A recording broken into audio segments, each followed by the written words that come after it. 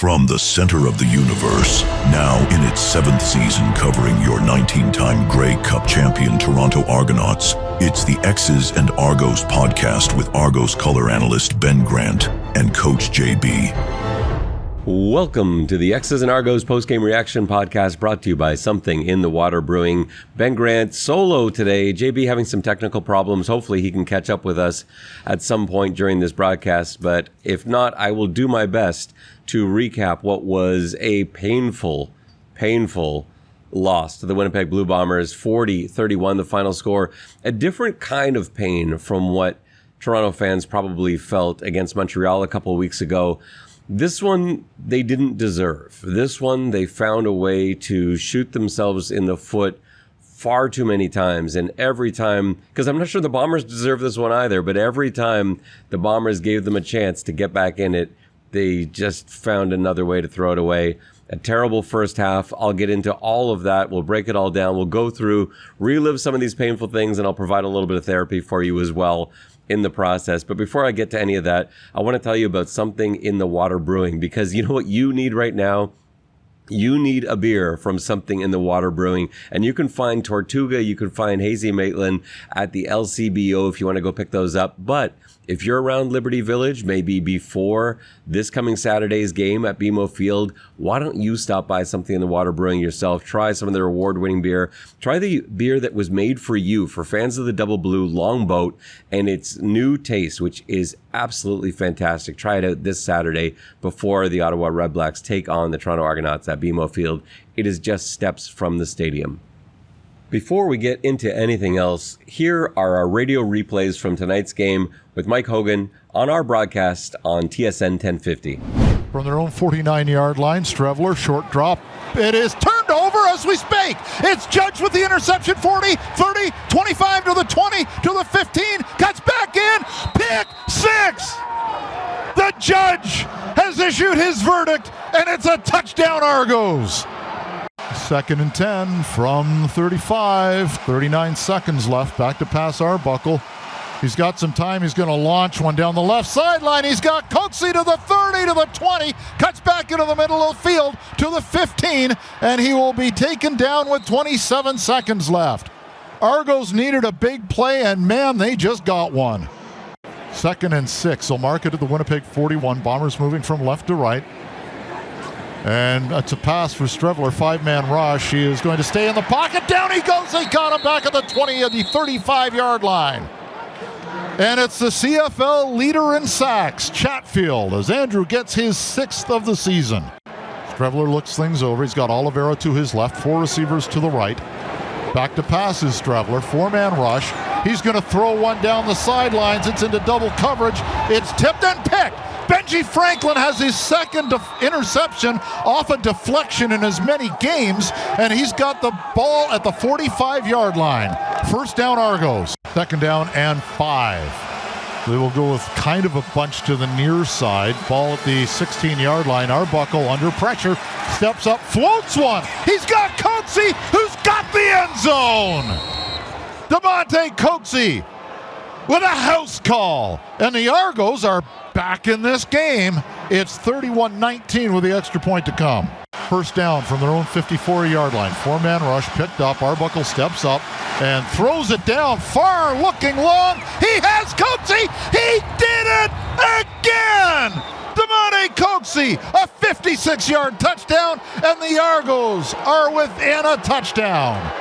Again, Coxie unofficially 8 catches, 178 yards. It's a short kick. It's on the ground. It's loose, and the Argos have it. Jonathan Edward has it at the 38-yard line, and the Argos have the ball, and they're down by a touchdown, and they can take the lead on this drive. From the 14-yard line, it's a first down. Streveler, a pump fake. He's going to go into the end zone, and it is intercepted by Tavares McFadden. T-Time bails him out. Touchdown in the end zone, and the Argos are not dead. A huge play for T-Time. I can't believe they called that play. Unbelievable. I can't believe they called that passing play in this situation. Why on earth would you do that if you're the Winnipeg Blue Bombers? You take a knee and you run the football, take the 3 points, you're up 2 scores. Instead, the Argos like Dr. Frankenstein, have life.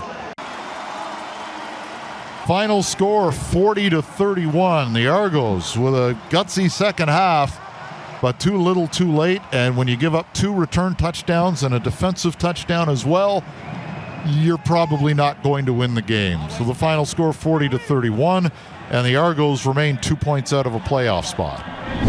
Let's get into this one. So, where to start with this? This first half the Argos played tonight was, I think, the worst half of football the Toronto Argonauts have played since their horrible loss to the BC Lions in 2019. As I recall, that first half was 34-0, and nothing at all went right. This one wasn't as bad as that, but I can't think of another half between tonight and back then in 2019 that was as bad as this one. The Argonauts gave away the game in the first half. That's essentially what happened. And what's such a shame about this, I guess this performance and this result, is that they've wasted and squandered what was a very good performance from the defense. I thought Toronto's defense tonight came to play. I think they were excellent. I really think they played well. They had 3 picks, including a pick 6. They completely stuffed Winnipeg in the second half, just limiting to field goals. They didn't really allow big plays. They did everything that could be expected of them and more. And yet the Argos end up losing by 9 points because of failures on offense and failures on special teams. I'm going to go through kind of chronologically through some of the scores and some of the games, but I want to outline before I do that what I guess were the biggest problems tonight. Special teams in the first half surrendered 2 touchdowns, which is, it's just inexcusable. You should never allow a special teams touchdown, much less 2, and even more, much less 2 in the same half. On both plays, it looked like, well, on the first one, it was actually a really well-placed kick. It was to the sideline. It's exactly where you want that kick to go. But the coverage team got bunched together. They got in too tight. They didn't maintain their lane discipline, and there was space that allowed the Winnipeg returner to escape. And then once he got past that first level, he was gone. There was no one left. No one even touched him, and that was to do with lane discipline. The second one wasn't a good kick. It was a punt that stayed near the middle of the field, and that's always a problem. You want to directionally aim that so you are using the sideline. I know, the first one, it was perfectly placed and it still returned for a touchdown. That can happen, but it certainly doesn't make it easy on your return team when the returner can go anywhere he wants. And so that was an issue. There were a couple missed tackles on that second one too. And so that's a problem, but it was about placement. It was, everything that could go wrong for the Argos tonight basically did. And for special teams, it was those 2 plays. After that, I thought they made some nice plays, but it was too late. Like in the second half, the short kickoffs, those are deadly, especially because Winnipeg wouldn't have prepped for those, specifically looking for the Argonauts to do that. It's not something they traditionally do. I like that philosophy, though. When you are afraid of a returner, or where you just simply don't trust your coverage team, to pop it up short like that, where one of the upbacks has to field it, puts you in an advantageous position, because now you've got somebody that is not accustomed to fielding a kick that suddenly has to field a kick. You've got someone also that's not accustomed to running with the football that is now running with the football. And we saw the second time the Argos did it, well, the first time it worked out great. Winnipeg recovered it, but they didn't get any manner of return out of it. And then the second time Toronto got the ball back, Edouard jumped on the football, and that was such a huge moment that it felt like the Argos weren't going to find a way to give away. Maybe we'll get to that later, but just in case we don't, I want to cover that right now. They had the ball down by 6 in Winnipeg's territory with a few minutes to go, and that's the drive that needed to turn into a touchdown. Instead, it was Arbuckle's only bad throw of the night. He ended up throwing a pick, and on a night where I don't think he was to blame for most of it, he was on that play. It was a play where he clearly saw that he had Dave Ungerer matched up on Jones on a linebacker, And he loved that mismatch. It's just he put the ball in the only place he couldn't. He left it short and inside. And Jones was able to pick that ball off. Unger didn't have a chance at it anywhere else, and it's either incomplete and they kick a field goal or down 3, or Unger catches it and had all sorts of room to run. That might have even gone for a touchdown if he's just able to loop that over top of Jones. But he didn't. He put it too much on a line, and it was behind and short of his receiver. And that was just a crushing moment. Not the last crushing moment of the game. I think the third last crushing moment of the game. But that's back to special teams. That was the main problem tonight, was special teams in that first half. And then the other big problem was the offensive line. They could not protect Nick Arbuckle in the first half at all.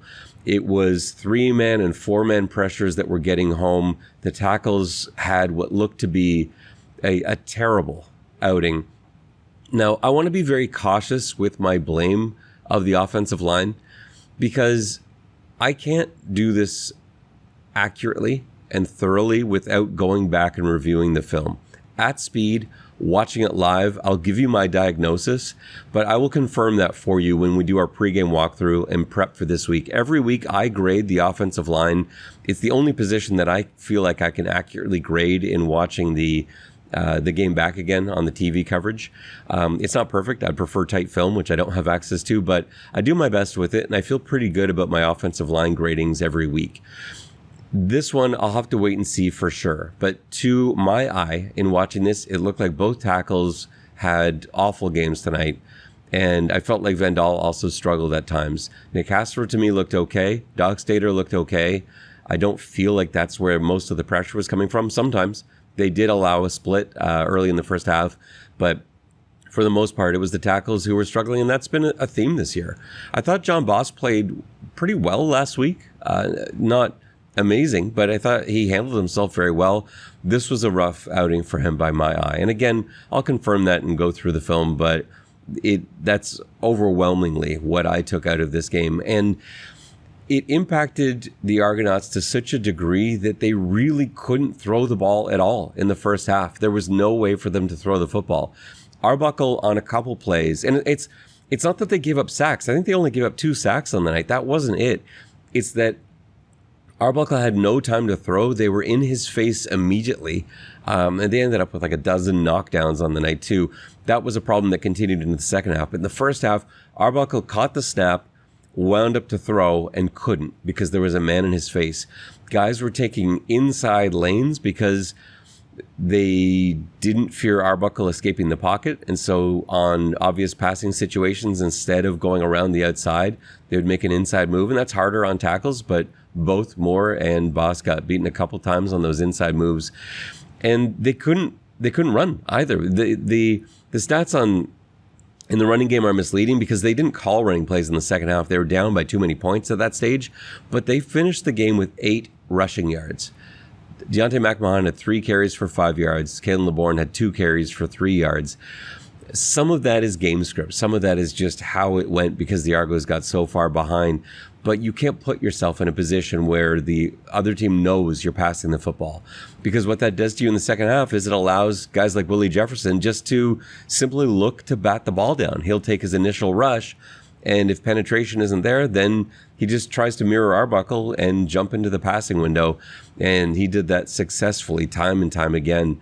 And, half the time he did get through as well. So he was a nightmare for the Argos in the second half. But yeah, in that first half, they could not get anything going. It was their worst half, like I said, in 6 years. And it says something about the team that they were able to respond.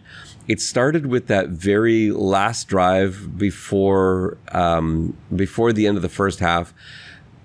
And, actually, maybe before I get to that, let me, without JB here, I'm letting myself get off the rails. He's usually going to rein me in, and he's not able to do that tonight, not being here. But let me go back through. I'll catch up to that point in a second. Let's go back through some of the stuff. So the first scoring play of the game was that gorgeous play that Anthony Lanier made, batting down a Chris Strevler pass that went directly into the arms of Cameron Judge. He ran it back for a touchdown, well blocked by the defense on that play. I love seeing Lanier do a quick check. as Judge is running that back, he looks behind him and he's like, it's all offensive linemen. Nobody's catching Judge back here. And so he looked ahead. Who can I get downfield? And they were able to take Strevler out of the play. Judge ran in for the touchdown. The defense at that point, +7. The offense wasn't even able to generate 7 points in the first half. The defense generated 7 in the first half for them. And then Winnipeg got it right back. It was the 63-yard kickoff return touchdown from Vavel that we already talked about. And then moments after that, it was Strevler with his 9-yard rush on what looked like a short yardage package, ended up kind of being a zone run to the right. He got through for the score. Strevler ran fairly effectively. You can't take everybody away. I thought the Argos did a great job of taking away Brady Oliveira. He ended up on the night with 50 yards on 17 carries, basically 3 yards a carry, which you will always take. If those are Brady Oliveira's numbers, that's a win for the defense. They shut him down, but they did have some trouble with Strevler. Not a ton. He only ended up with 25 yards rushing on 4 attempts, but it was clearly their plan. Take away Oliveira, make other guys beat you. And honestly, the other guys on offense didn't beat the Argonauts. Like the Winnipeg offense is probably feeling worse right now than the Toronto offense, if not for the fact that they won the football game. Their stats are abysmal. They couldn't score unless they were gifted points. Toronto's defense was outstanding tonight. I don't know how many times I'm going to say that in the pod, but it's going to come up a few more times. Anyway, go right before the end of the first half. The Argos put a drive together. It ends up faltering, and they had to settle for a field goal, 25-yard field goal from Hairolahu. But that was big because at that point, they were trailing, 31-10. It was a blowout, down 21 points. That field goal, though, gave them a little bit of life. They scored 3 points going to halftime, and at halftime, from hearing what Nick Arbuckle and Coach Dinwiddie had to say post-game, it sounded to me like the message in the locker room was simply, let's slow this down. Let's go one play at a time. Let's not try. It wasn't one of those sessions where you go in screaming and yelling. It's more systematic of we can get back in this ball game. Let's just keep doing all the stuff that's in our game plan. And it did work. They came out to start that second half and engineered a touchdown drive. They went all the way down the field. Demonte Coxie catches a 16-yard flip pass touchdown from Nick Arbuckle on a play that I thought Arbuckle was brilliant on. He had great feet in the pocket, saw Coxie dragging across the field, and just kind of popped past it to him, almost shoveled it to Coxie, who was able to scramble into the end zone for a touchdown. Now the Argos scored 10 straight points there, and they were back in the game at that point, 31-20. It's a ball game, and then they got the ball back and added to that, making it 31-23. And to me, this was now pressure falling on the Winnipeg Blue Bombers, and you could see it. They were engineering field goal drives, but the way the Argos were playing, it didn't feel like field goals were going to be enough. Now, it turned out they were, because the Argos found their own way to falter. They get a pass interference penalty. They get down to the 1-yard line. It's 1st and goal from the 1. On a play that I thought Demonte Coxie might have even caught. Bonds interfered with him. He lunged back for it, almost caught the pass. And how different might this game have gone if Coxie was able to corral that football? And again, I can't blame Demonte Coxie for anything tonight. He was outstanding. I thought he played a terrific game. He got some bad luck with 2 offensive pass interference penalties. One very much deserved. The other one, probably could have gone either way, but I didn't have a problem with that call at that point. That certainly wasn't why the Argos lost this game. But Coxie played out of his mind. Had he been able to catch that 3rd touchdown pass tonight, maybe this is different. Instead, it set up a 1st and goal from the 1 for the Argos. And this was a real problem, not just tonight. This has been a problem, not just this season. This problem dates back several years now. The Argos absolutely have to find a way to be able to convert a 3rd and 1, a 2nd and 1, a 1st and goal from the 1. These have to be touchdowns. In the CFL, you can't run your regular offense effectively on 3rd and 1 or 1st and goal from the 1. Let me detail why for you. I've got a couple things to address here, because like Winnipeg tonight actually I can tell you how many occasions. They had Wilson come out on 6 different occasions to convert sneaks. 5 out of 6 they were, and the one that they failed at was a second down. And so they lived to see another down and they converted it. They converted every single short yardage opportunity they have. And in the CFL, you have to. And I know the Argos are not good at quarterback sneaking. I get that. It's always been a problem for them. You have to solve that. You have to figure out a way to quarterback sneak, and solving can't be finding another way around it. It can't be a workaround. It can't be running your regular offense. The reason for it is this. When the Argos were 1st and goal from the 1, they first tried a run with McMahon, and then they tried a run with LeBourne. The run with McMahon never had any chance to succeed because everybody on Winnipeg was coming. They were sending one extra rusher because they're all out trying to stop the run. That's all they're doing. In your regular offense, you can always get 1 yard rushing because they're not attacking you that way. When it's 1st and 10, you can run the ball for 1 yard easily. There's no question about that. The stats will back that up. You can't just look at the stats and say, well, we average 5 yards a carry. Certainly we can score 1st and goal from the 1 on the running play. It doesn't work like that. The situation's not the same. On 1st and goal from the 1, everybody on defense is coming. You cannot run out of the shotgun because by the time your running back has the ball, by the time, you can look at this, if you watch the replays on this too, by the time McMahon has the ball in his hands, there are already Bombers in the backfield because it is an all-out like field goal block type defense. That's what you're going to be met with when you run out of shotgun. So that means either you pass out of shotgun on 1st and goal from the 1, which is dangerous, or you find a way to quarterback sneak successfully. And if you got to try it 3 times and you fail 3 times, you know what? At least Winnipeg is on their own 1 yard line. You can't be kicking 9-yard field goals. That 37-yard change of possession isn't worth 3 points. Your field goal does not carry that same value. I would rather not have the field goal and have Winnipeg start on their own 2 or 3 yard line. That would be a better result to me. And so the answer cannot be kicking a 9-yard field goal, but they 100% have to solve that issue. In the Canadian Football League, you are spotted a yard and you know the snap count. There's no reason why that can't every single time result in a touchdown. Now, I know Kevin Mittal got banged up in this game, and maybe that was why they couldn't run their short yardage package, because I know they've been using Kevin Mittal the last few games at times in short yardage, so maybe that was the reason. But every quarterback that was dressed tonight knows how to take a quarterback sneak. Arbuckle's not amazing at it, but he knows how to do it. You have to at least give him 1 shot because that is your highest percentage chance of getting a touchdown from the 1 yard line. I hate quarterback sneaks. I wish they would outlaw quarterback sneaks. I can't stand them. And yet I would absolutely call a quarterback sneak in that scenario, even if I'm terrible at them, because it is your best chance of scoring a touchdown from the 1 yard line. There's my rant.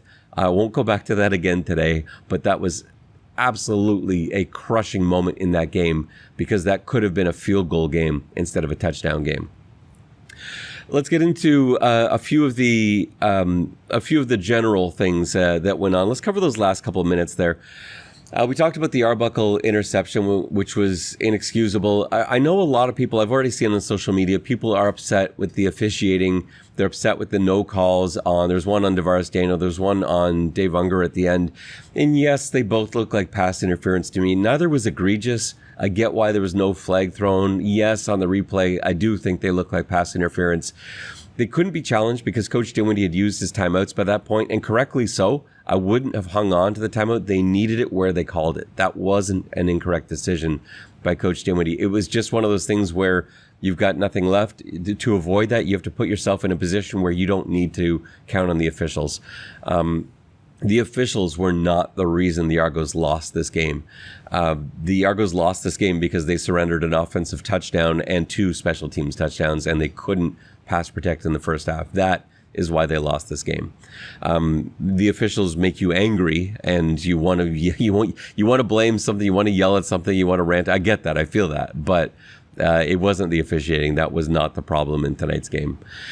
And so the Argos couldn't string that last drive together. They had 3 different opportunities to put together a drive in those last couple of minutes, and just could not find a way to get it done.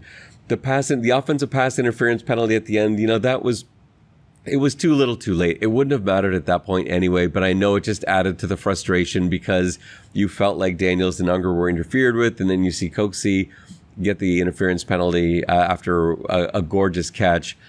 I get the frustration. I don't really have a problem with the call, but it doesn't make it feel any better.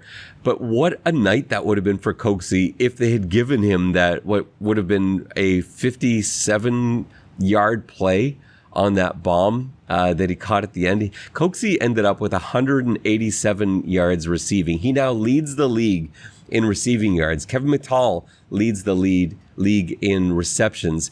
These are two Argo receivers that are producing. Nick Arbuckle, by the way, I think now at this moment, as we sit here recording, now leads the league. He does. He leads the CFL in yardage. So you've got Arbuckle leading the league in yardage, Coxie leading the league in receiving yards, Mittal leading the league in receptions.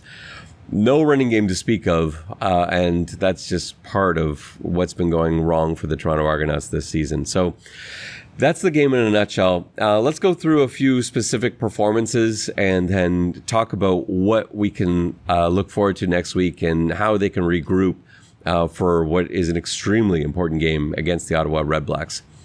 So Nick Arbuckle finished the game 22 of 39 for 327 yards, 2 touchdowns, 1 interception. I thought Arbuckle played very well tonight. That one pick was his fault. It was a terrible play. He 100% would want that one back. It was just a bad throw, a bad decision. The rest of his night I thought went very well.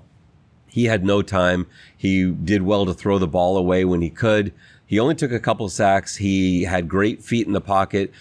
It's not his fault that Willie Jefferson was batting down balls like a madman. That's on the offensive line. They've got to be able to get a piece of him, and whether it takes cutting him and knocking him down or pushing him far enough off the line of scrimmage that he can't penetrate into the backfield and get those arms up, they've got to find a way around that. You can't just pin that on Arbuckle and say, stop having your passes knocked down. That's got to be on the offensive line too. It helps when they know you're passing on every single play, obviously, and like Willie is a pro at that. I'm not sure there's been anyone better at batting balls down. He's got those long arms and he's got a great instinct for it. He's so good at getting in the passing lane and just throwing those arms up. But yeah, man, that was frustrating, I'm sure, for Nick Arbuckle to see him knock that down time and time again. The running game, non-existent. As I said, 3 carries for McMahon, 5 yards, 2 carries for LeBourne, 3 yards. It's hard to gauge the running game on those plays. 2 of those carries were at the goal line. LeBourne's was probably going to fail anyway, but it didn't help that he and Arbuckle got their feet tangled up on what was sort of supposed to be a reverse out misdirection. He ended up kind of tripping LeBourne. I don't think it matters on that play, honestly. But it's hard to judge the running game at all. They really had, if you take those 2 plays away, they essentially had 3 runs on the night, 3 actual running plays. One of them I thought was a nice 4-yard run. Actually, no, take that back. 2 of them were nice 4-yard. LeBourne had a 4-yard run. McMahon had a 4-yard run. And then the other run went for negative yardage, and so did then there was a no gain and a -1. That was their rushing performance tonight. As far as receivers go, what a night from Demonte Coxie. And again, it pains me because it's a waste of an amazing Coxie performance and an amazing defensive performance. Coxie had 11 targets, 9 catches for 187 yards, 2 touchdowns. Could have been 3 touchdowns, could have been 250 yards receiving. It was a night from Demonte Coxie. DeVaris Daniels wasn't really in the game early on, got going a little bit late, ended up with 4 catches for 52. Everyone else was pretty much playing second fiddle to Coxie, though. Brissett, 4 catches, 38 yards. Mayala came in the game late for Mittal. We'll see the extent of Mittal's injury. Dinwiddie didn't give us an update on that post-game, just mentioning that he got hurt, and it was nice to have a player like Mayala to be able to come in and relieve Mittal. Mayala with 3 catches for 40 yards. He looked good. There was only one play where he and Arbuckle were off. It was just a quick speed out, a timing route, and that just comes from Maela not having as many reps with Arbuckle as Mittal has this season. Arbuckle just ended up throwing it a little too far out in front of Maela, but I did think he played well. Unger only one catch for 5 yards, and that was just on a kind of a misdirection play action, swing pass out to Unger. He wasn't very involved in this game, and Mittal with only one catch for 5 yards. He was targeted deep downfield twice, neither one of those connecting. No completed passes to the running backs. McMahon had 3 targets, no receptions. Offensively, it's about the O-line. Like that was the problem tonight. You can't pin this on the receivers. You can't even pin it on the running backs. They just didn't have the opportunity. This is on the offensive line tonight. Defensively, again, great game. I thought Cam Judge was outstanding. He led the team with 8 tackles. He had a quarterback sack. He had the interception that went back for 6. Outstanding game from Cam Judge. Dark Angelo was all over the place. He ended up having to come in a lot after Martin went down with an injury. Instead of sending another Sam Backer out there, instead of Edouard being on the field a lot, they were able to kind of get away with going with multiple wills, going with like 4 true linebackers at times because they were facing Strevler and Oliveira. And that was the sort of thought was, well, they're not going to throw late in the game. We may as well have our linebackers out here. But that's where the defense stepped up again, and they got picks. Like those 2 late picks. We talked about the Judge one already. How about Benji Franklin's pick that was batted by Mark Milton? Franklin caught it with one hand, and he had about 0.1 seconds to react to that. That was an outstanding interception. And this is regression to the mean for Benji Franklin, who didn't have interceptions early on in the season, but has found a way over these last few games to make huge plays. And this was another one of those, such a timely pick that could really have changed the result of this game. And then the third pick was unbelievable to me. I could not believe that Winnipeg was throwing in that situation. A field goal would have essentially ended the game with under 3 minutes to go. They would have gone up by 10 at that stage. And instead, they decided to let Chris Strevler throw into the end zone, a deep pass to Varus McFadden with an unreal interception. He had Stearns locked down, made the catch, transferred the ball to one hand and held it away from Stearns so that it couldn't be knocked free. And that gave the Argos life what looked like a sure loss at that point, gave them yet another chance. With under 3 minutes to go, the Argos with the ball on the 30-yard line, trailing by 6, all they needed was this one more touchdown drive, and it just wasn't to be. But an outstanding game, I thought, from Tavares McFadden. Only had 2 tackles. Both were outstanding tackles, and he had that massive pick. Benji Franklin, again, you can't blame the DBs. That was not part of the problem tonight. Strevler only completing 17 passes for 173 yards, no touchdowns, 3 interceptions. Think about this. The Winnipeg offense scored 1 touchdown tonight. You talk about the wasted defensive performance. That's what was wasted. 1 touchdown. That was all they managed. 1 touchdown and then a few field goals in the second half. And yet it was well out of reach by then.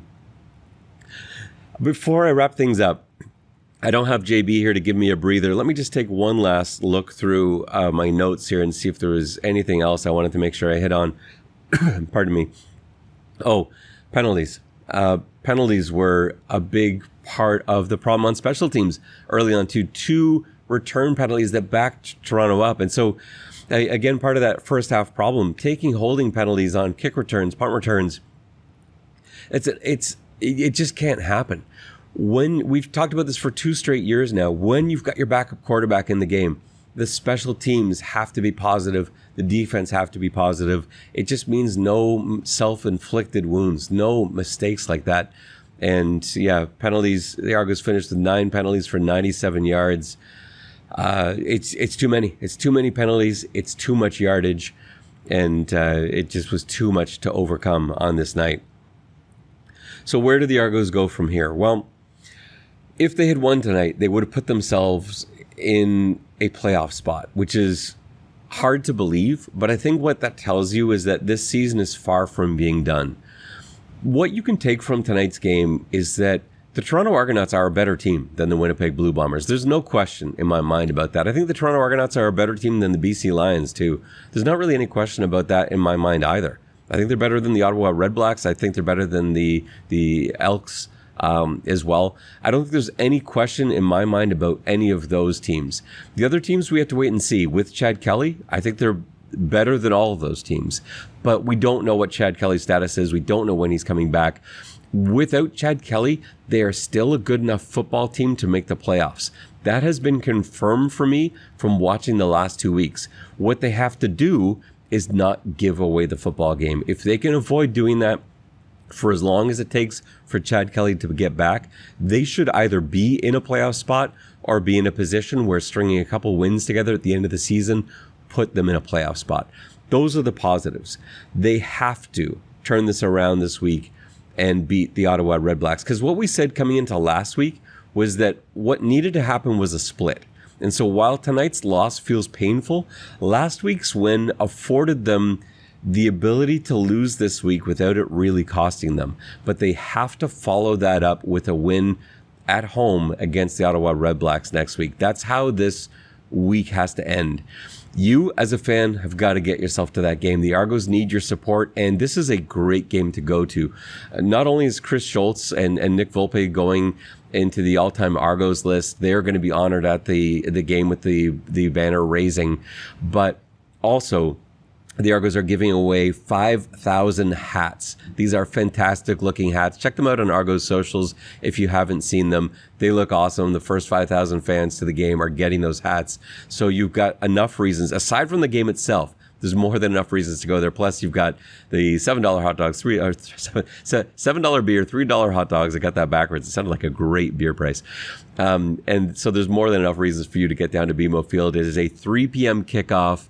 Start your day at Something in the Water Brewing. Get down there for a couple of pregame beverages. Get over to the field for the 3 o'clock kickoff. Ottawa Redblacks in town. This is an absolutely huge game that you don't want to miss.